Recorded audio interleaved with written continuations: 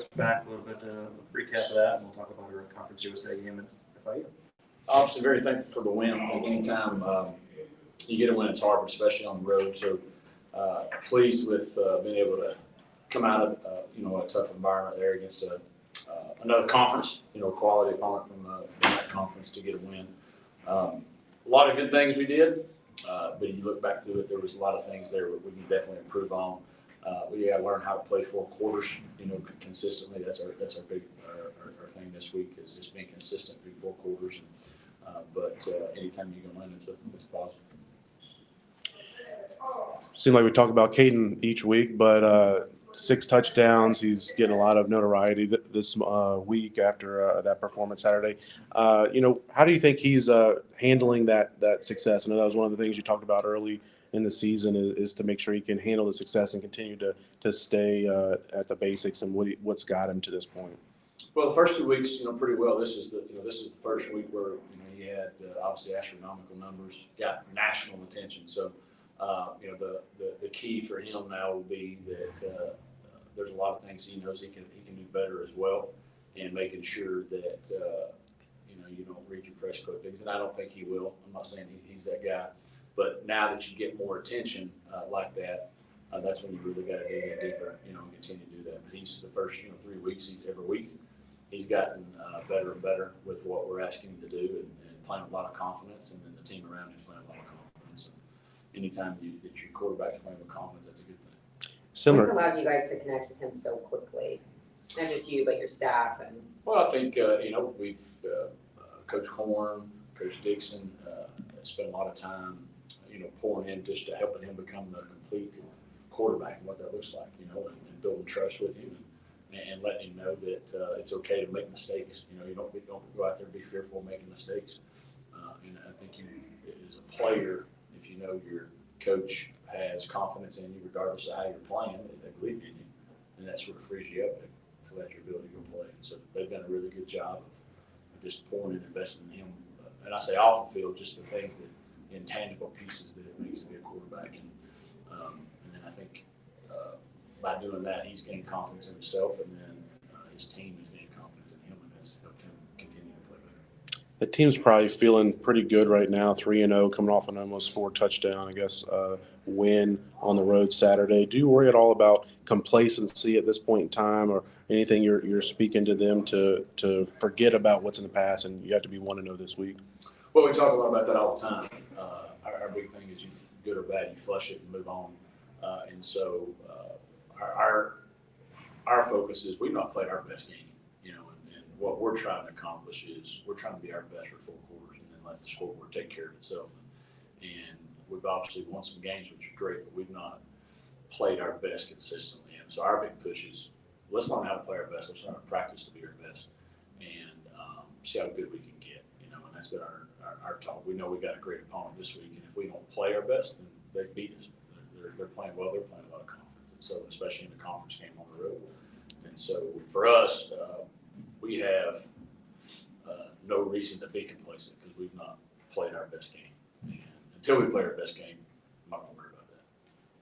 You talked about penalties being a reason for not playing your best lately. What do you think the reason is behind all those penalties? Is it a lack of discipline, or? Yeah, that's part of it. We if you look offensively, we had 4. We had 12 men on the field. We had a illegal snap.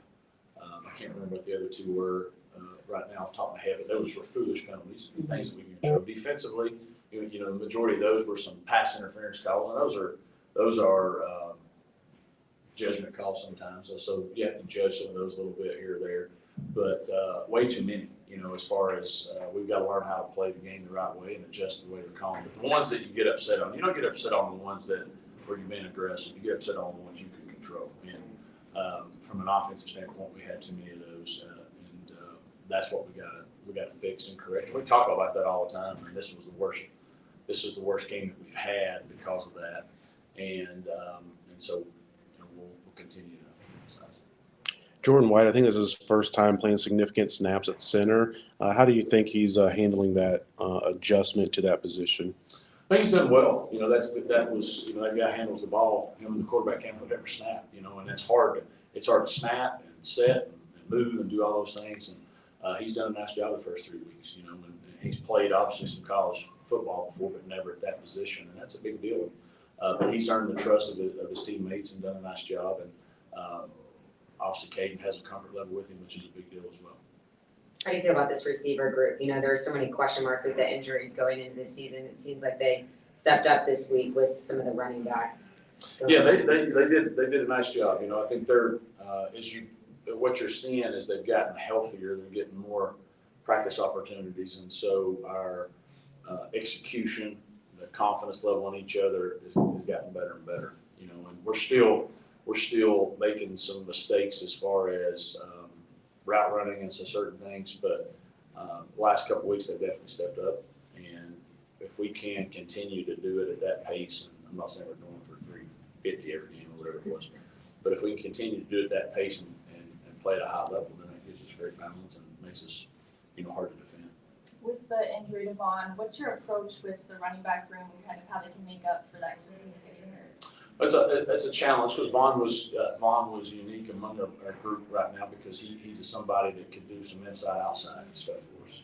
And so we've obviously got James Joyner, who you saw come in and did a nice job. Victor Venn played some. So those guys, as they've grown through fall camp to now, they've got to step up their part. Obviously, you know about Cooley and Billy, but James and Vaughn really need to, not Vaughn, James and Victor need to really step up and take more ownership of what their role is, and as far as getting themselves ready to go and building that trust with coaches.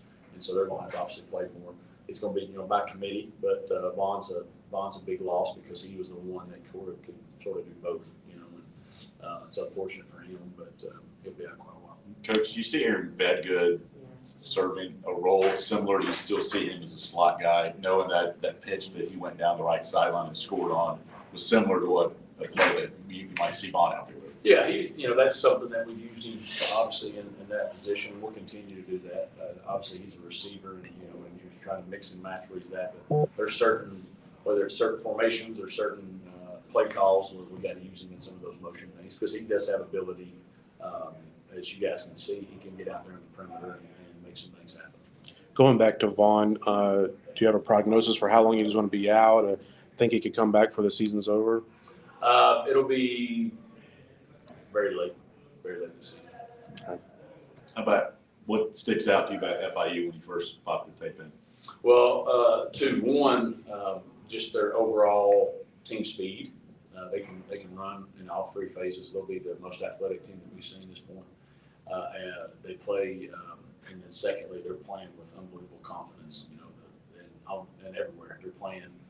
You can tell they're playing for each other, and with the athleticism they have and the confidence they're playing with, they're challenging. They're not going to beat themselves. They're going to be where they're supposed to be. They're well coached in all three phases. So our biggest challenge up to date. Coach McIntyre has obviously had some success previously, and seems like he's able to turn programs around pretty quickly.